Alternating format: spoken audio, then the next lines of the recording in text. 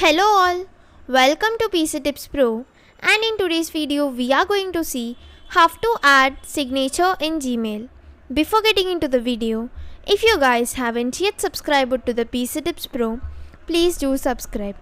And now let's get into the video. So if you don't know what is a signature, it is a last line when you send a mail. So here in this tutorial we are going to see how you can add that last line whenever you send any mail to anyone through your Gmail. Firstly, we need to sign into our Google account so that we can get this Gmail. So now I'm on this Gmail, and here in order to set up your own signature for the mails, you just need to go to this top right settings, click on the settings. Here you can see all settings. So here we need to go to the general settings, which is here, and just scroll down until you see the signature. And let me just scroll it down even more. Here we can find the signature. Here we need to add the signature. Click on the create new, and here we can give a name to the signature, so we can create multiple signatures as we want. Let me give it to be a demo one. Click on the create, and now you can give the signature in this box, like it can be anything, like with best regards, or else you can have your contact details or a photo, anything. So let's say that I just give something like best regards, and I can write PC Tips Pro.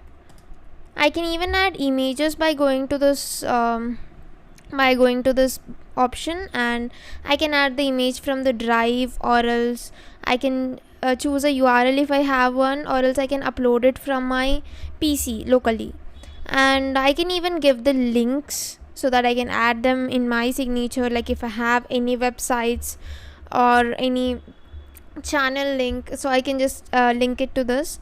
And I can choose the font, which font I want, and bold or italics or anything, so you can have this alignment and all. Like once you're done with this, here you need to choose this something like where you want to use the signature. Let's say that I want to use it when I am writing new mails, then I want the signature, this demo named signature.